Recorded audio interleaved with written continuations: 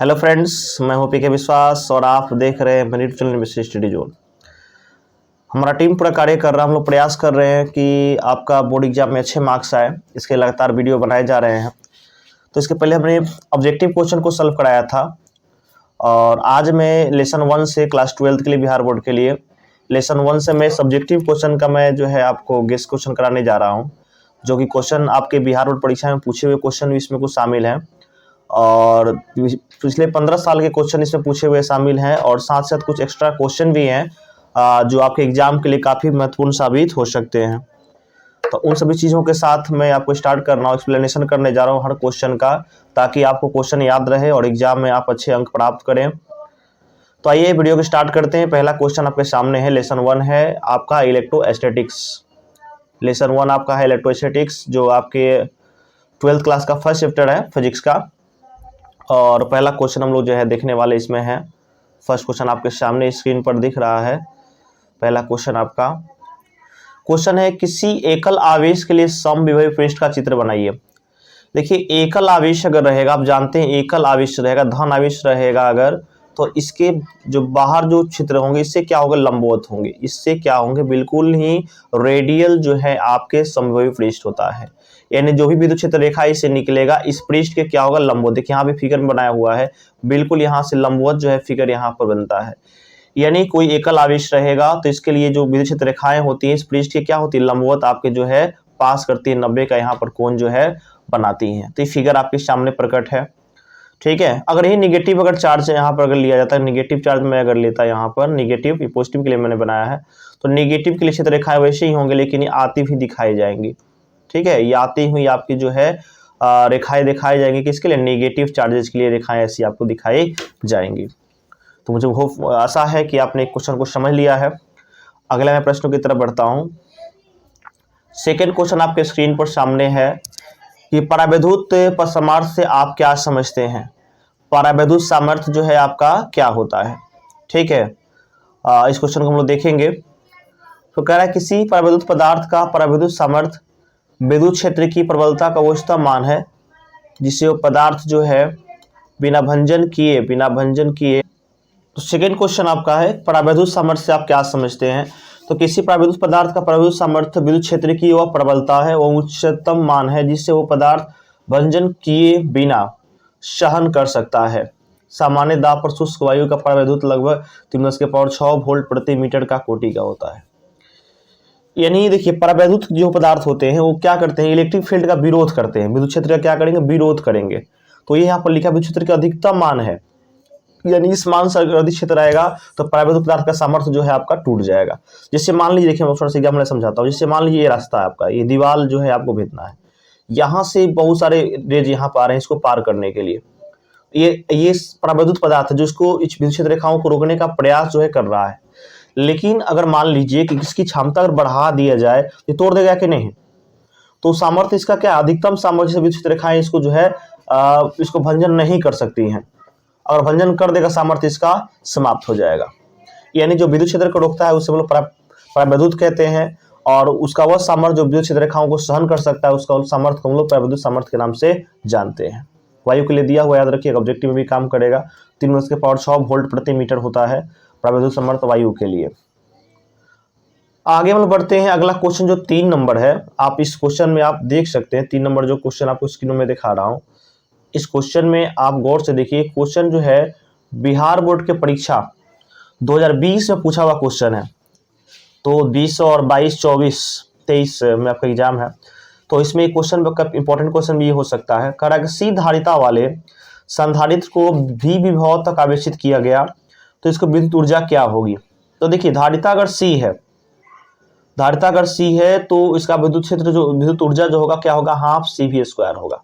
या इसका एक और फॉर्मूला होता है, हाफ Q² भी होता है। तो अलग अलग इसके जो है सूत्र होते हैं। तो ये आपका धारिता और विभव के रूप में हाफ CV² याद कर लीजिएगा। ये ऑब्जेक्टिव में पूछा जा सकता है कि धारिता का सूत्र क्या होता है, वहां पे ये चीजें आपको काम आ सकती हैं। तो इस बात को आपको बारीकी से समझ लेना होगा, ठीक है। अब बढ़ते हैं अगले प्रश्न की तरह। अगला प्रश्न जो है 4 नंबर है, और ये क्वेश्चन देखिए 4 नंबर क्वेश्चन गौर से देखिए। ये क्वेश्चन 2020 और 2022 2 बार पूछ चुका है। 2 बार ये परीक्षा में क्वेश्चन आ चुका है, तो ये क्वेश्चन आपका काफी क्या है, इंपॉर्टेंट साबित आपके लिए हो सकता है। तो इस क्वेश्चन में कह रहा है कि आवेश संरक्षण का सिद्धांत आप जानते ही हैं कि आवेश को ना तो नष्ट कर सकते हैं ना ही विनाश कर सकते हैं। इस आपका आवेश संरक्षण का सिद्धांत होता है, तो इसमें लिखा हुआ भी है कि किसी विलगित निकाय, विलगित मतलब अकेला होता है, किसी विलगित निकाय के भीतर का कुल आवेश क्या रहता है, स्थिर रहता है।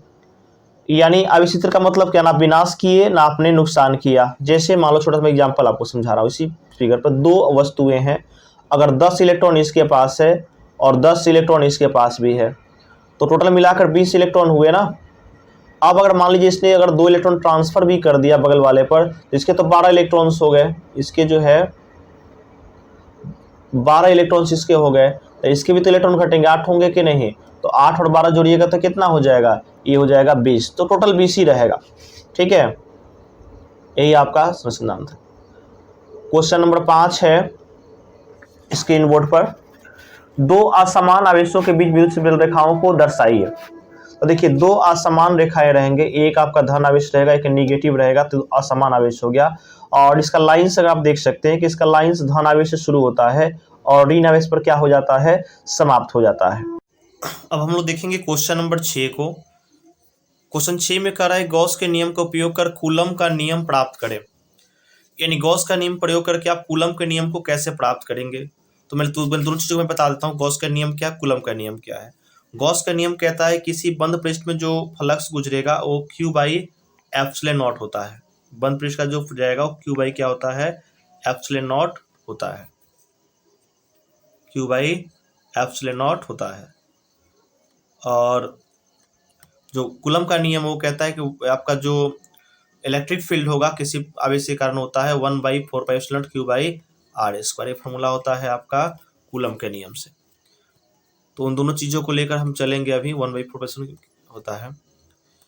तो कहा इसमें कह रहा है कि माना कि क्यू आवेश को रख दिया गया गोला के अंदर, ऊपर स्थित है और इससे आर दूरी पर बिंदु P लिया गया है और एक गॉसीय पृष्ठ आर का चयन किया गया, इसका त्रिज्या आर है और इसका छोटा सा सरफेस जो है वो ds है और ds के कारण ही आपको जो सारी चीजें निकालनी होगी।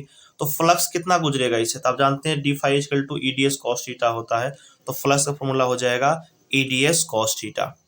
ठीक है, तो ये फ्लक्स आपका निकल गया EDS cos थीटा।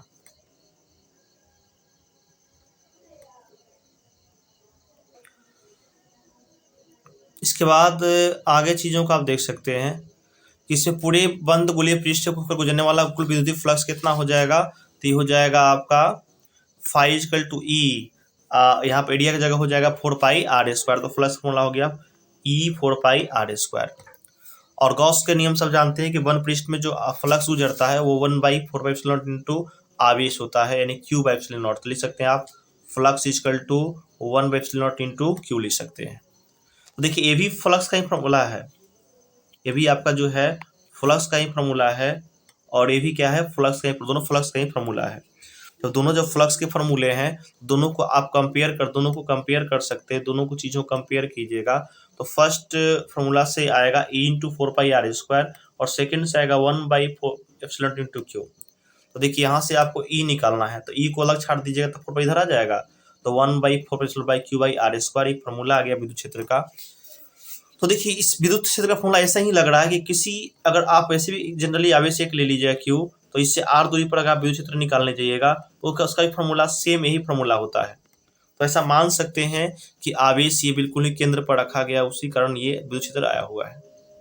तो यहाँ पर एक बात और कुछ लिख दिया है, विद्युत तीव्रता एकांक धनावेश पर लगने वाला विद्युतीय बल है, तो बल भी आप निकाल सकते हैं। बल में क्या आवेश से क्या करेंगे आप, Q' के कारण निकाल Q से गुना कर देंगे तो हो जाएगा बल भी। तो सेम कूलम का नियम आपने प्राप्त कर लिया 1/4 Q1 Q2 by r², Gauss के नियम से। तो बहुत इंपॉर्टेंट क्वेश्चन था।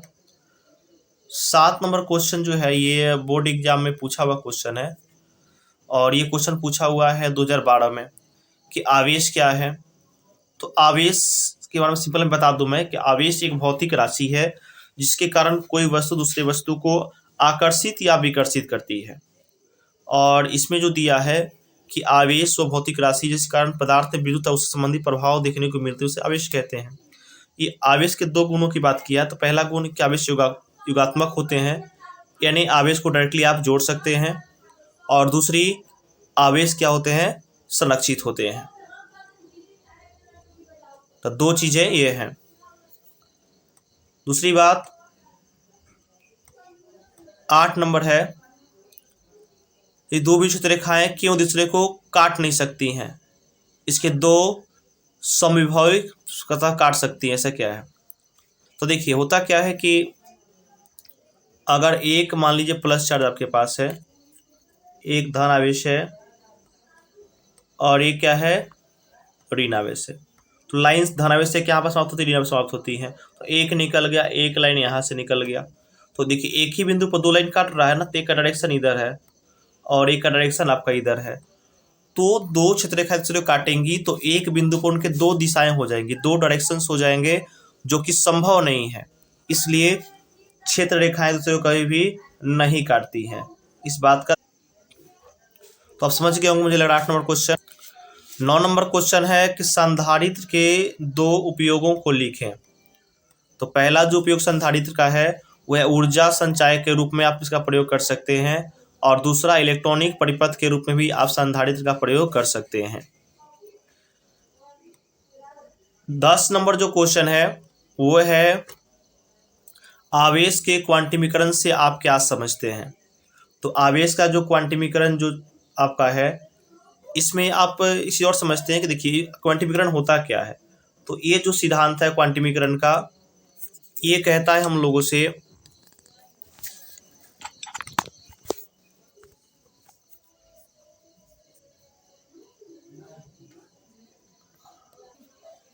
आवेश का क्वांटिमीकरण सिद्धांत कहता है कि किसी वस्तु पर उपस्थित जो आवेश होता है किसी वस्तु पर आवेश जो होता है वो एक इलेक्ट्रॉन के आवेश का पूर्णांक गुणज होता है, Ne प्लस माइनस Ne। यानी किसी वस्तु पर उपस्थित आवेश एक इलेक्ट्रॉन उपस्थित आवेश का क्या होता है, पूर्णांक गुणज होता है। इसे ही हम लोग क्या बोलते हैं, आवेश का क्वांटिमीकरण सिद्धांत कहते हैं। 11 नंबर जो क्वेश्चन है वो आपके सामने है कि विद्युत बल के लिए कूलम के नियम का सदिश संकेत को लिखें। तो देखिए कूलम का सदिश संकेत का जो नियम कहता है कि दो आवेश एक दूसरे पर समान बल लगाते हैं, समान परिमाण के बल लगाते हैं, लेकिन दोनों बलों की दिशाएं जो क्या होती हैं, एक दूसरे के विपरीत होती हैं।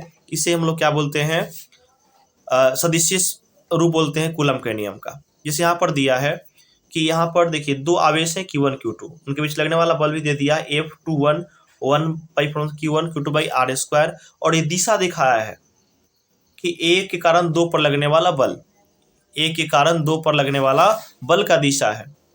और सेकेंड जो फोर्स यहाँ पर आपको निकाला होगा वो मैं आपको दिखा रहा हूँ, यहाँ से देख सकते हैं चीजों को, कि यहाँ से आप देख सकते हैं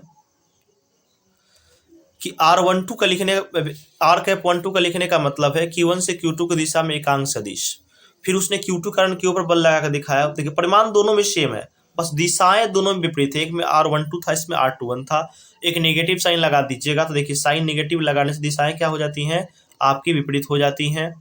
तो दिशाएं यहाँ पर क्या हो गई, अब आपकी विपरीत हो गई। दिशाएं क्या हो गई, यहाँ पर विपरीत हो गई। तो दो आवेश एक दूसरे पर समान परिमाण का बल लगाता है, लेकिन दोनों बलों को दिशाएं क्या होती हैं, अपोजिट होती हैं। इससे ही कूलम का सदिशीय नियम कहते हैं। समझ चुके होंगे, यही है। 12 नंबर प्रश्न है आपके सामने जो 2010 की परीक्षा में पूछा हुआ है कि कूलम के नियम की सीमाएं क्या है। कूलम के नियम की सीमाएं क्या है? तो देखिए कूलम का नियम बिंदु आवेश के लागू होता है, इसके अलावा कहीं और लागू नहीं होगा। दूसरी, यह नियम स्थिरावेशियों के लिए लागू होगा।